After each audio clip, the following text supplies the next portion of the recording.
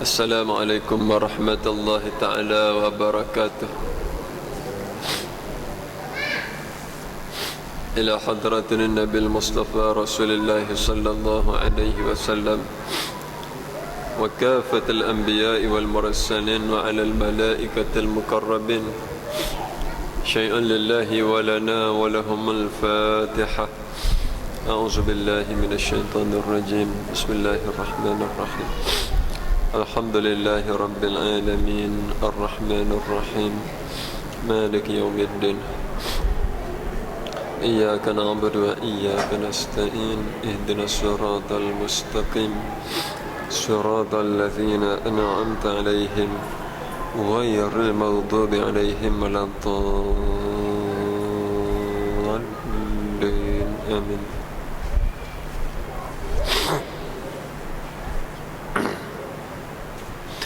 Bismillahirrahmanirrahim. Alhamdulillahi Rabbil Alamin. Wa bihi nasta'in wassalatu wassalamu ala rasulil amin wa ala alihi wa sahbihi ajma'in. Subhanaka la ilma lana illa ma 'allamtana innaka antal alimul hakim. ولا حول ولا قوة إلا بالله العلي العظيم. أما بعد. اللهم اجعلنا من المخلصين واجعلنا من الصابرين واجعلنا من الشاكرين واجعلنا من عبادك الصالحين. اللهم صل وسلم وبارك على سيدنا محمد. آمين يا رب العالمين.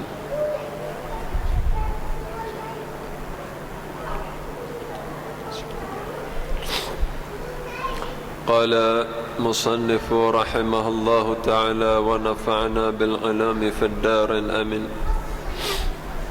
Sambungan pada bab membicarakan mengenai syarat-syarat bagi setiap rukun sembahyang yang 13. Setiap rukun sembahyang yang 13 mempunyai syarat-syarat yang tertentu.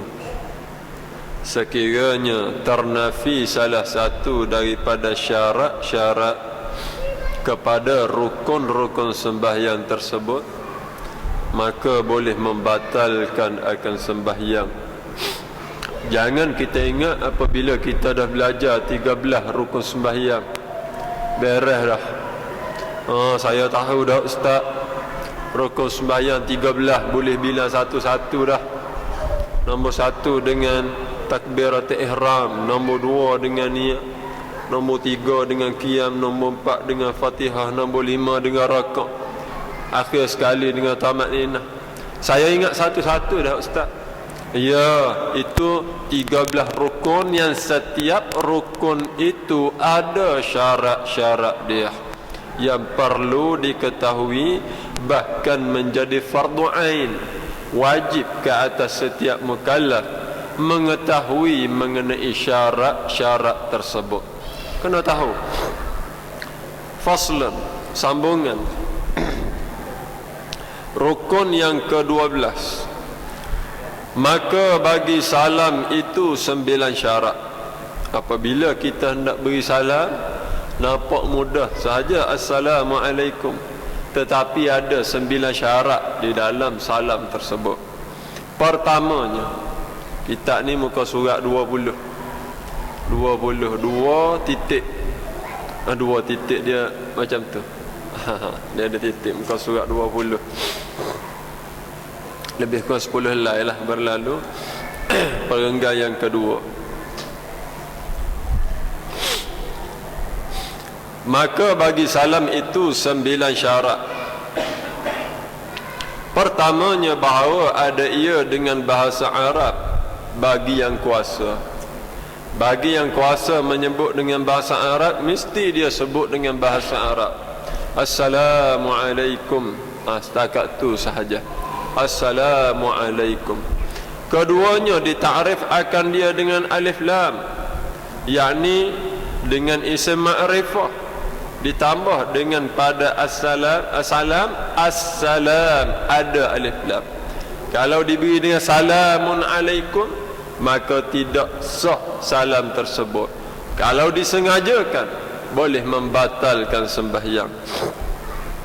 Ketiganya dengan kaf khitab, yakni huruf ka assalamu alaik.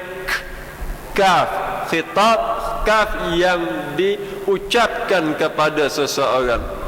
Keempatnya dengan mim jamak kum, kaf kamu, kum berarti ramai kamu, tambah mim kat belakang, jadi jadi orang panggil lafaz jamak plural, orang panggil plural. Assalamualaikum, plural tak?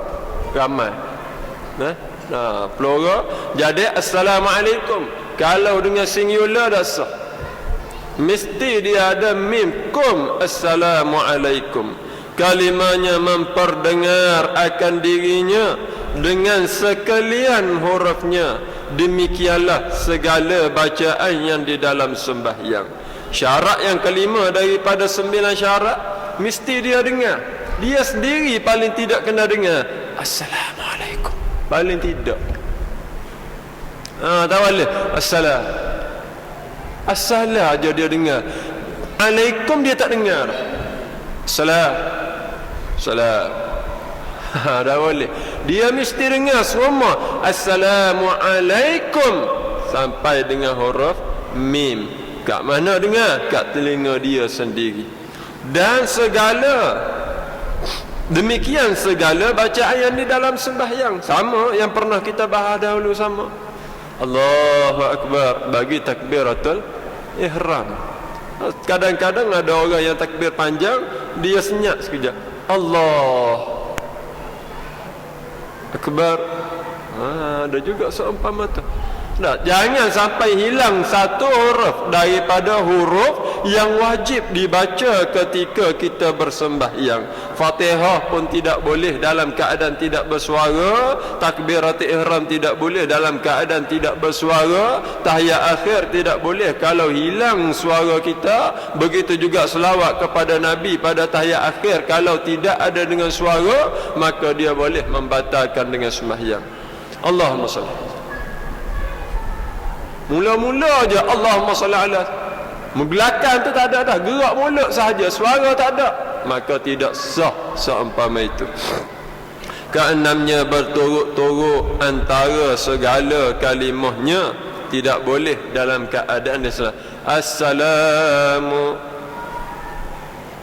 alaikum warahmatullah, tak boleh, mesti berturut-turut. Ketujuhnya ketiadaan qasad, yakni tidak diniat bagi yang lain daripada salam. Yang ni biasanya apabila kita beri salam kita niat salam. Kedelapannya bahawa ada ia pada ketika duduknya atau gantinya, yakni ganti kepada duduk pada ketika uzur. Mesti dalam keadaan duduk hendak beri salam yang pertama, ataupun ganti daripada duduk, mungkin ketika baring. Ketika mana itu? Ketika dalam keadaan uzur. Kesembilannya padahal menghadap kiblat daripada awalnya hingga akhirnya. Sunat kita memalingkan dengan kepala pipi kita sehingga menampakkan pipi kita kepada orang yang sebelah, tetapi jangan sampai memalingkan dengan dada. Kepala assalamualaikum, kepala aja. Tak siapa suruh assalamualaikum warahmatullahi. Nampak habis orang belakang tu. Sekali pusing. Tak cukup setakat tepi tu sahaja. Ada juga orang seumpama tu bising sangat budak-budak, jadi masa beri salam assalamualaikum warahmatullahi sambil hitam kat belakang. Siapa budak mana? Kalau aku beri salam kedua lagi dah buat dia. Jadi salam pertama tengok dah dulu. Kalau sampai memalingkan daripada kiblat dalam keadaan lebih daripada 40 darjah lah, lebih kurang, lebih daripada 40 darjah, maka boleh membatalkan sembahyang. Kalau lari sikit-sikit kata ulama tidak membatalkan sembahyang, tetapi kalau lari banyak boleh membatalkan sembahyang. Assalamualaikum, kum tu dah lari daripada kiblat, batal sembahyang. Kalau assalamualaikum warahmatullahi, tiba-tiba dah ada lebih terbata dah sembahyang, maka boleh tak dia nak beri salam sekali lagi? Tak boleh dah. Sebab sembahyang dia dah batal. Assalamualaikum, sah dah sembahyang. Warahmatullah, batal masa tu. Apabila batal, boleh beri salam kedua? Tak boleh dah. Sebab tak boleh mengerjakan pekerjaan sembahyang kalau tidak ketika kita sedang bersembahyang. Kalau dah batal, hukum dia haram.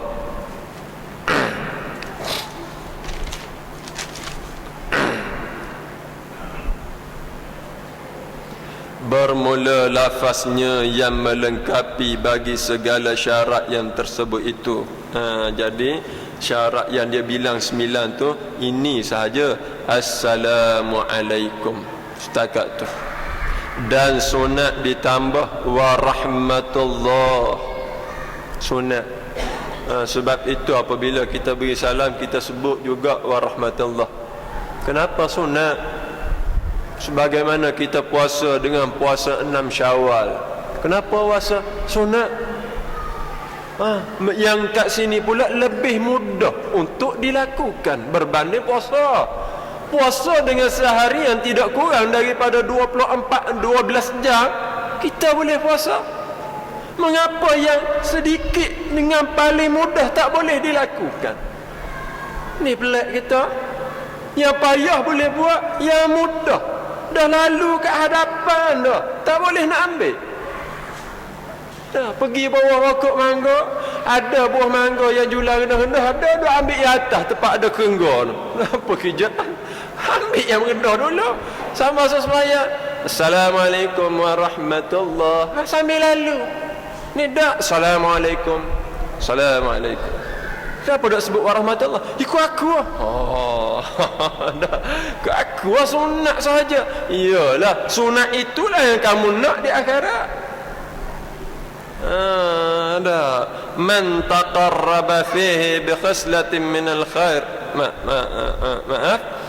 Nabi kata, man ada li waliyan faqad adhantuhu bil harbi.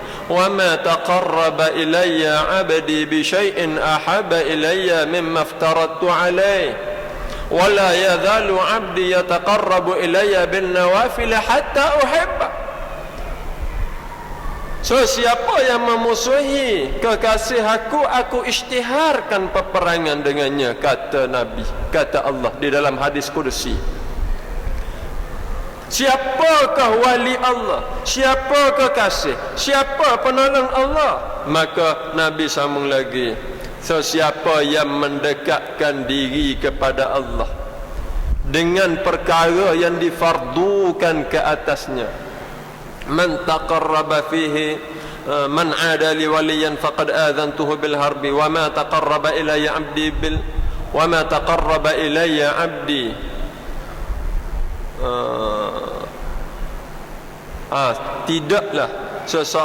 tidaklah sesuatu yang paling menyukakan aku, kata Allah, apabila seseorang ingin beribadat kepadanya, apabila seseorang ingin mendekatkan diri kepadanya, tidak ada dah amalan yang paling aku suka selain daripada yang wajib, yang fardu. Itu paling suka.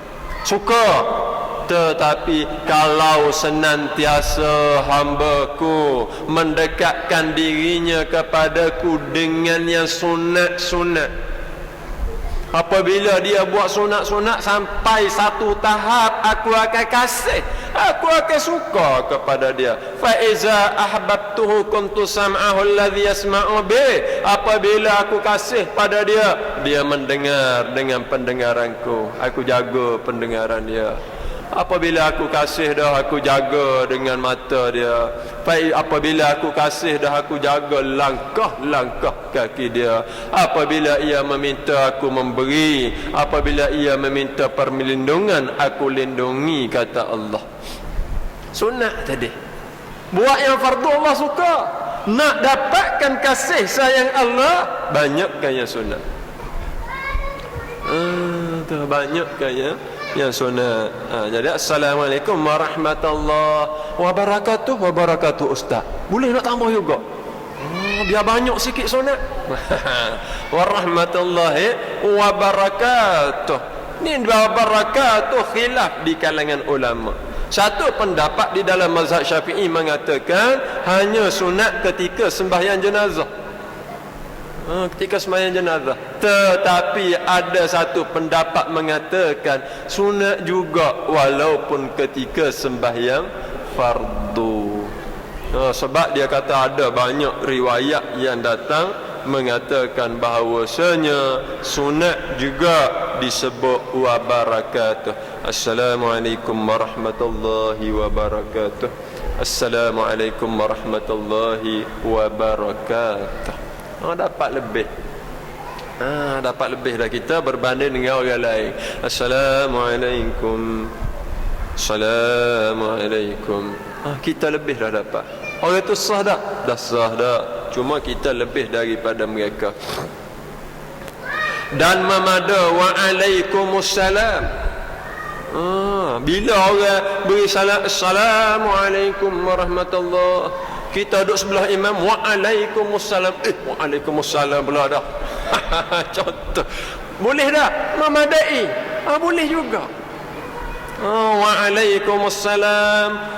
Waalaikumsalam warahmatullahi. Waalaikumsalam warahmatullahi. Pelik umum. Ni mari kat mana pula sesat Rada pelik. Tak, jangan kata dia pelik. Aku belajar dah gitu. Ada sebut dalam kitab. Boleh. Waalaikumsalam. Aku nak tiru juga. Buat. Tak ada masalah. Cuma takut sebelum daripada orang lain masyarakat tahu, kena ketuk dulu 2-3 kali. Takut lagu tu sahaja. Sebab orang lain tak tahu pun boleh. Assalamualaikum. Waalaikumsalam boleh. Tak ada masalah. Dan memada. Tetapi yang terlebih afdal dengan lafaz Assalamualaikum. Boleh nak buat nak buat pelik-pelik boleh. Dan sunat memberi salam yang kedua kali. Sunat memberi salam kedua kalinya. Tetapi menjadi haram seumpama apabila kedatangan hadas selepas salam pertama. Bila kita beri assalamualaikum warahmatullahi, terketuk kelegang. Aku dah tu. Nak seumpama tak ada orang lain lah. Jadi nak beri salam kedua boleh lagi? Kata ulama tak boleh dah. Sebab yang sunat di dalam salam kedua sunat bagi salam pertama. Salam pertama itu rukun sembahyang. Jadi sunat kedua itu mengikuti dengan rukun sembahyang. Apabila ia berkaitan dengan sembahyang, maka kita tidak boleh dah nak melakukan perkara sunat ketika bersembahyang di saat kedatangan hadas. Assalamualaikum warahmatullahi. Sekali ya imam beri. Tadi sekali ya imam beri salam. Sepatut 2 kali aku tunggu lama. Faham lah tu, terketuk lah tu. Allah. Marah apa kat imam? Kalau dia beri kali kedua nak jaga makmum. Tapi haram dah dia dapat dasar. Kalau makmum ngetim, tahu dah, tengok merah dah telinga dia. Tahu dah. Memang lepas dah tadi. Nak seumpama.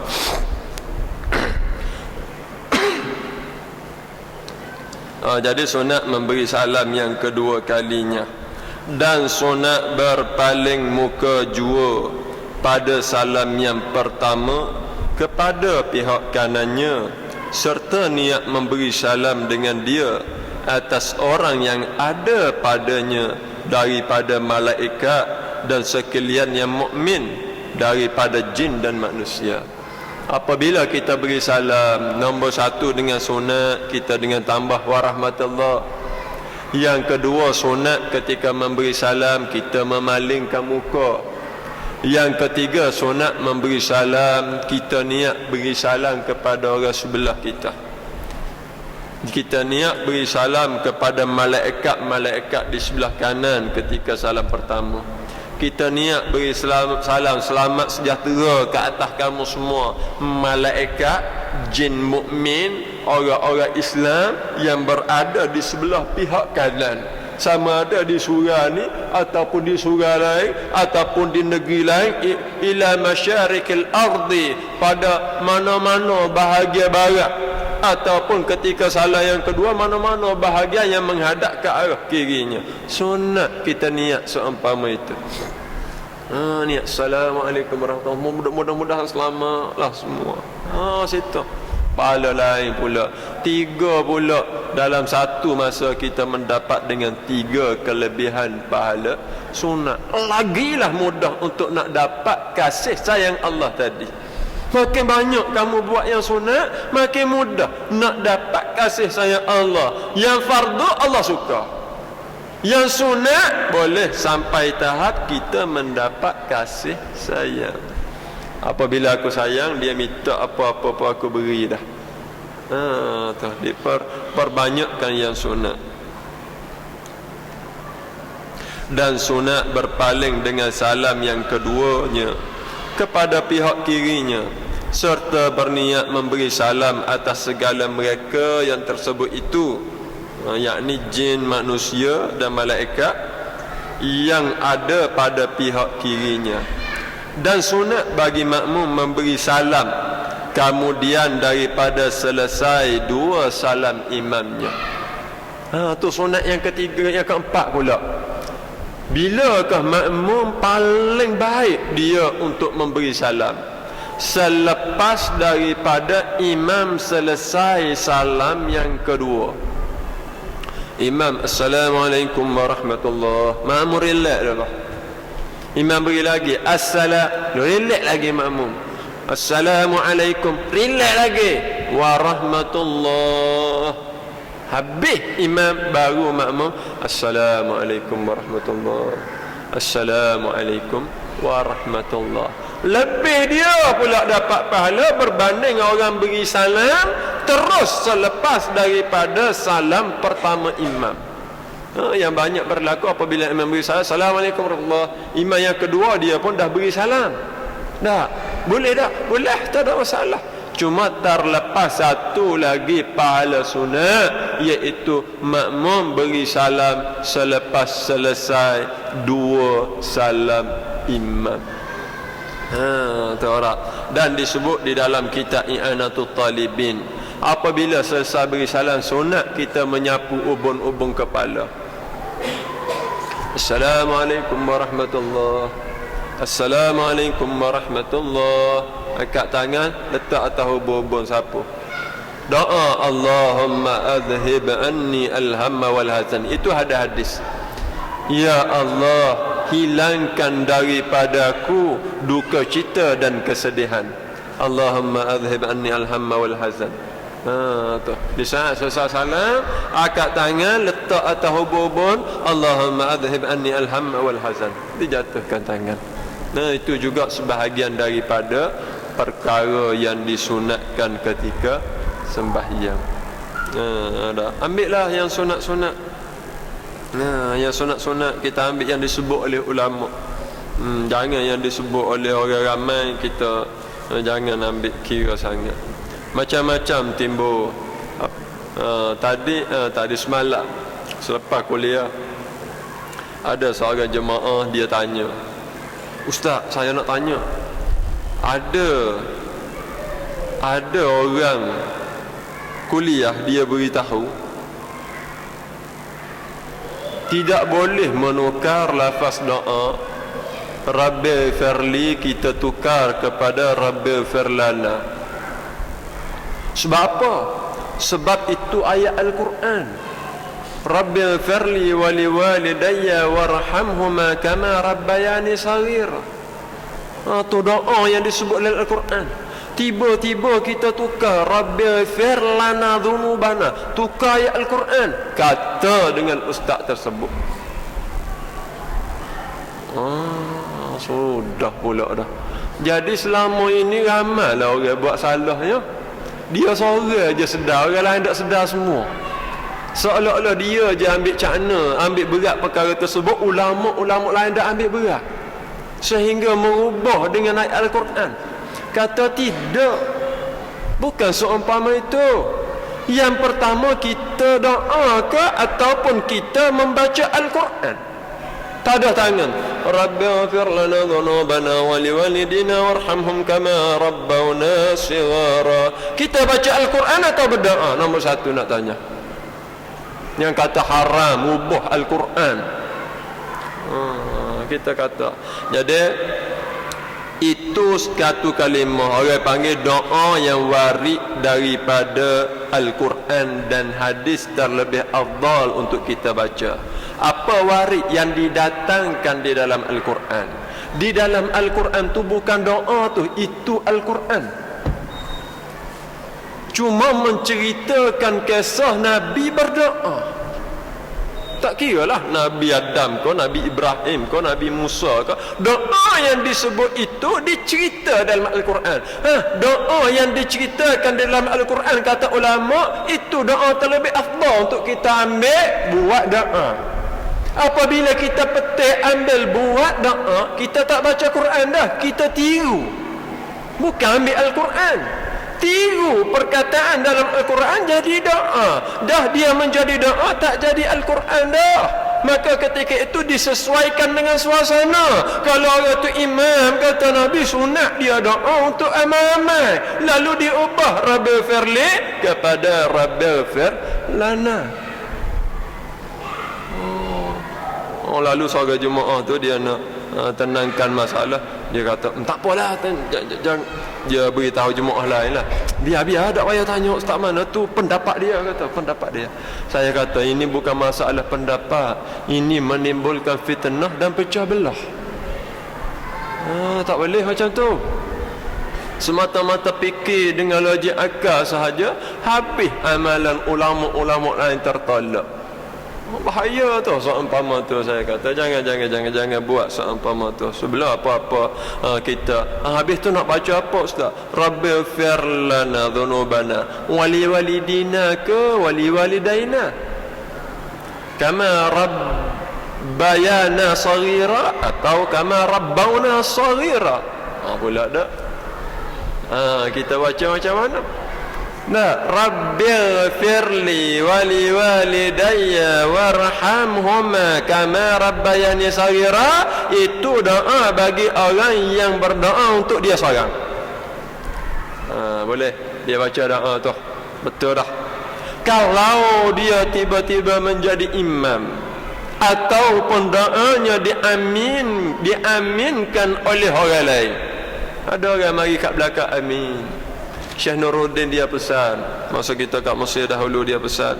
Dia kata kalau kita pergi Mekah, tiba-tiba tengok orang pelik-pelik, tengok orang lekeh-lekeh, tengok orang tidak ada kedudukan tinggi pada pandangan kita, kalau nampak dia sedang berdoa, duduk kat belakang dia kat tepi, amin sudah. Syekh Nuruddin dia beritahu. Tu orang macam itulah insya-Allah antara doa yang diterima. Di saat orang lain pandai dia remeh, dia tak ada sifat takabur dah. Dia tak akan rasa bangga diri dah. Ketika tu dia betul-betul merendahkan diri kepada Allah. Tambah-tambah suasana merendahkan dia pula. Pergi duduk kat belakang dia, amin.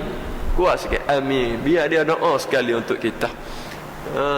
Ni dak tengok. Orang lagu ni pun mari juga kat Mekah. Kita cepat jatuhkan hukuman dah. Tak bicara lagi dah, putus kaki dah. Ni masalah. Ambil yang pelik-pelik tu, tak payah nak fikir pelik Itu ujian. Cuma kita mudah-mudahan dia di kalangan kekasih Allah. Biasa kekasih Allah seumpama Uwais Al-Qarni. Orang tak kenal. Orang tak kenal. Lagi tak kenal, lagi disukai oleh tuan yang mempunyai diri. Tu kekasih Allah. Tak siapa orang tak kenal. Ada budak tu dia orang biasa je, orang tak ambil tahu pun dia. Apabila Sayyidina Umar cari dengan seorang tabi'in bernama Uwais Al-Qarni, orang yang mustajab doa dia, kata Nabi, di saat berlaku kemarau. Cari-cari orang cakap macam tu saja. Dia tak payah nama dia. Orang tak buat kira tu budak tu. Siapa tak tu. Rupa-rupa dia lah antara orang terbaik pada zaman dia. daripada ratusan ribu manusia dia terbaik. Kita tak nampak. Jadi ada seumpama itu, ada orang cakap doa Rabbighfir lana. Kalau kita jadi imam ataupun doa kita diaminkan oleh orang lain, dia nak tumpang doa kita, tumpang sikit, jangan kedekut ulak, Rabbighfir li wa li walidayya, aku nak doa untuk aku sahaja. Nak doa sendiri ya. Dah tak apa dia ni, dah orang nak tumpang, kita tak apalah. Apa dia ni, mengembirakan, memasukkan kegembiraan ke dalam hati orang beriman. Itu juga salah satu yang dituntut, bahkan digalakkan oleh Nabi. Masukkan kegembiraan. Orang datang minta hajat, tunaikan hajat. Orang datang minta pertolongan, beri pertolongan. Orang datang minta dengan suatu permintaan, beri walaupun sedikit. Masukkan kegembiraan. Kalau bercakap-cakap dengan perkataan yang menggembirakan dia, jangan yang menyakitkan hati. Tu salah satu ciri-ciri orang akhlak dia baik. Baik tahap mana hati dia? Tahap hati dia baik sehingga akan terkeluar kebaikan daripada hatinya melalui mulut dia, melalui tangan dia, melalui mata dia, melalui perbuatan dia. Terlalu baik. Yang baik itu hati, bukan mulut. Ada orang boleh berkata manis, hati marah. Ada orang tak tengok dengan aurat perempuan seksi, hati nak sebenar. Dah imam ada sebelah ni. Imam ada sebelah. Allah rugi sungguh, ada imam pula sebelah. Imam pula tak ada arah lah, makmum ada, kalau tak ada aku pun tengok juga dia tak tengok juga. Ada je seumpama itu. Sebab tu yang zahir-zahir itu ini bukan kebaikan daripada hati. Cuma dia boleh terkeluar apabila kata ulama hati itu dah terlalu baik dah. Bila baik sangat perkataan pun baik dah, lemah lembut keluar. Tingkah laku dia, pergaulan dia pun Masya Allah, tabarakallah, santun, elok, talak ansar, dah terlalu baik. Doa Rabbighfir lana zunubana wali daina. Kalau kita baca wali daina, yakni untuk kedua ibu bapa kami. Siapa kami? Adik-beradik kami. Kita sebelah orang adik-beradik ni, aku doa, wahai Tuhan, ampun dosa kami, dosa ibu bapa kami. Berapa orang ibu bapa? 2 orang sahaja. Kami ramai tu, kami kita, ibu bapa kita 2 orang ya, kita adik-beradik. Kalau untuk jemaah macam ni, seumpama kita bukan adik-beradik, orang lain, maka kita dah Rabbighfir lana dhunubana walidina. Kalau ladaina 2 ibu bapa, lidina ibu bapa kami, dia jadi jamak, dia jadi plural dah untuk ramai. Warhamhum kama rabbawna shighara. Itu mengikut kaedah tasrif saraf, dia akan jadi rabbawna bagi orang yang doa untuk ramai. Kalau untuk ibu bapa dia sahaja rabbayana. Yang tadi untuk kami tadi rabbayana, untuk semua ramai rabbawna shighara.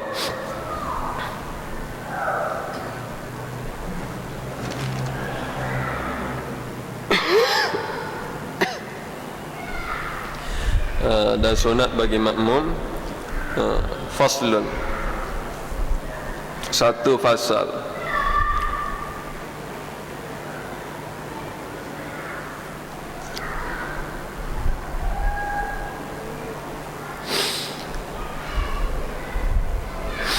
Dan sunat kemudian daripada memberi salamnya, meletak akan tapak tangan kanannya atas ubun-ubunnya. Ada juga dalam kitab ni pun ada sebut juga. Dan sunat membaca padanya Allahumma adhhib annil hamma wal hazan.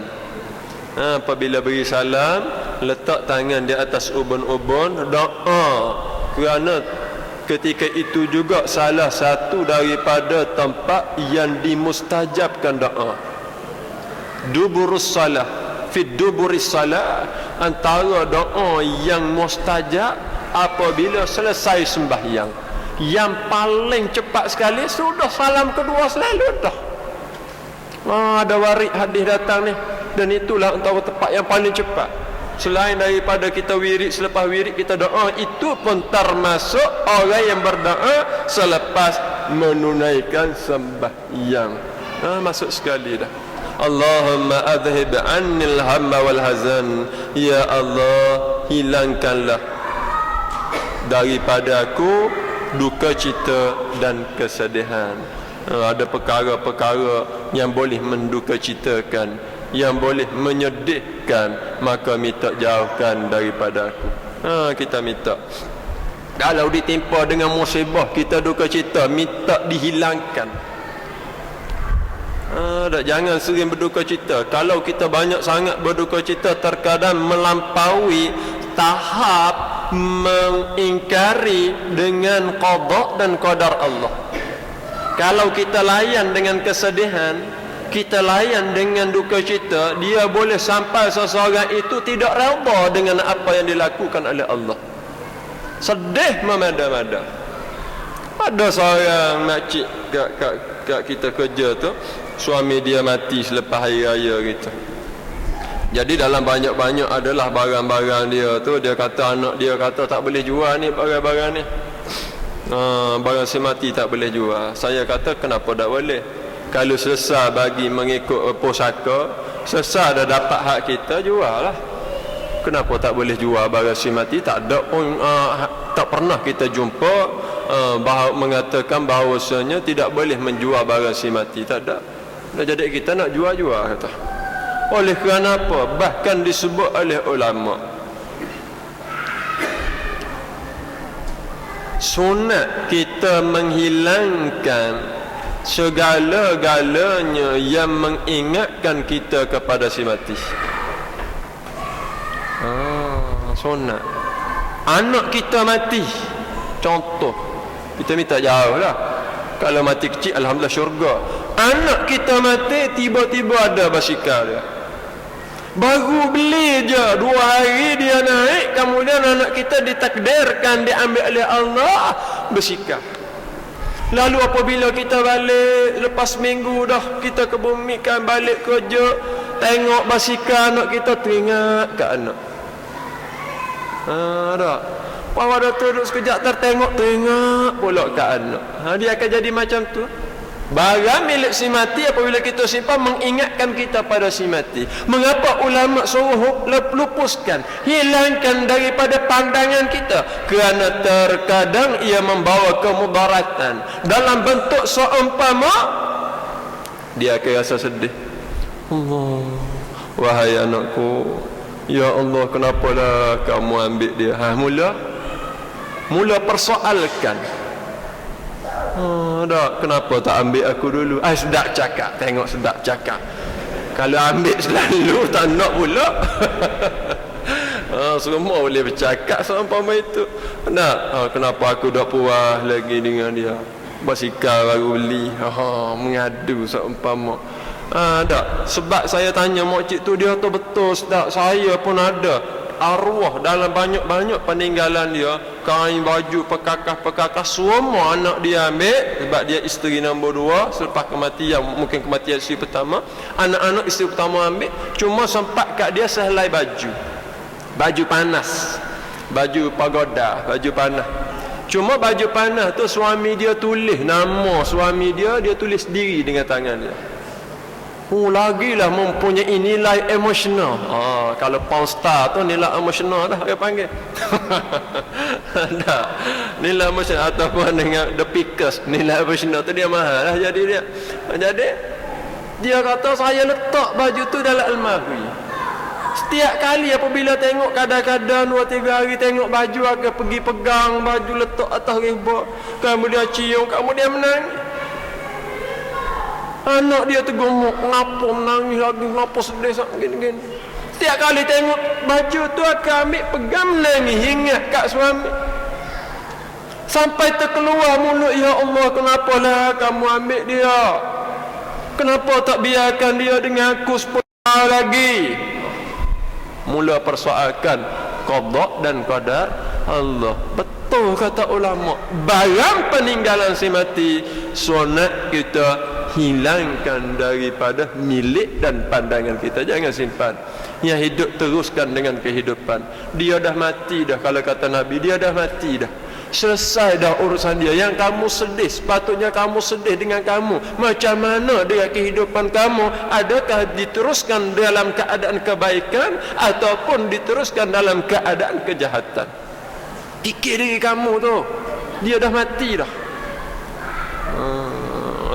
Maksudnya untuk tempoh biasalah, dalam 10 hari 20 hari dia akan rasa sedih, tu biasa. Tetapi apabila kita menyimpan barang-barang si mati, dia boleh jadi tempoh yang cukup lama mengenangkan kita kepada dia. Kubur dia kena alih juga tak payah kubur dia. Untuk kubur dia, memang kita pergi ke kubur pun insya-Allah kita tak protes dah, bahkan mengingatkan kita kepada kematian pula. Pergi kat kubur, dialah aku pun.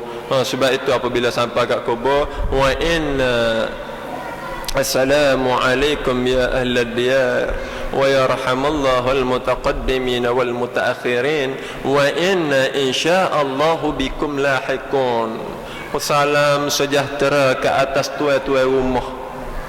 Cara Nabi ajar. Assalamualaikum ya ahlal diyar. Assalamualaikum kepada ahli rumah. Bukan ahli kubur, rumah. Sebab itulah rumah kita ya sebenar. Rumah yang kita ada ni bukan realiti ya orang panggil. Sebab kita akan berpisah. Sama ada di rumah kita dahulu yang lenyap ataupun kita dahulu yang meninggal. Dia hanya pinjaman sementara tu rumah tempat kamu yang lama tinggal. Wahai tuan rumah, selamat sejahtera. Wa yarhamallahul mutaqaddimin wal mutaakhirin. Mudah-mudahan Allah merahmati kamu yang terdahulu, yang mati lama dah. Dan mudah-mudahan Allah merahmati kamu yang mati terkemudian. Wa inna, dan sesungguhnya kami insya-Allah dengan kehendak Allah bikum lahikun, akan mengikuti kamu. Bila kita pergi kat kubur, kita baca doa tu, aku pun akan menyusuli kamu. Kita akan ingat tentang diri kita. Cukup dah amalan aku. Kita tak akan persoal dah orang mati. Kita akan fikir dengan diri kita. Malaikat kita ke kubur tak reti nak kata apa. Pakai masuk nak ketuk pintu kubur dulu kah? Nak ketuk pintu pagar? Tak payah ketuk. Lepas tu masuk lagi. Masuk gitu. Masuk gitu. Lepas tu nak duduk kat mana ni ayah? Nak siram kau ni, nak siram. Sibuk nak siram. Nanti dulu nak siram. Tak beri salam dulu. Sedekah Fatihah. Lepas pada tu nak siram lah. Nak duduk termenung. Kadang-kadang duduk termenung pun sempat lagi mesej.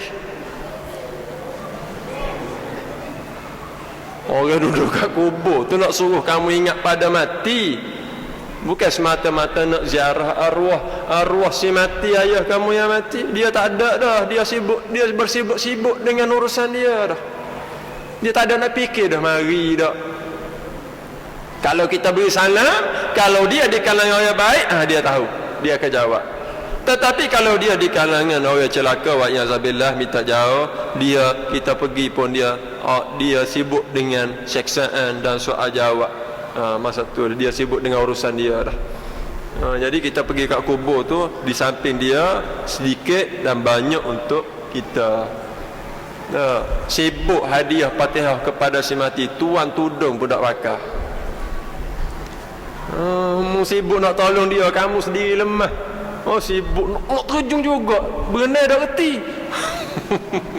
Bomba kata dah ayah terjunlah menyusahkan aku sahaja. Sepatut seorang jadi 3 orang ni lemah hari ni. Sibuk dah tahu tak reti berenang, tak payah nak tolong orang. Kita nak tolong orang, tolong diri dahulu di akhirat tuan-tuan. Bukan sekadar kita nak hadiah dengan sunat dan sebagainya.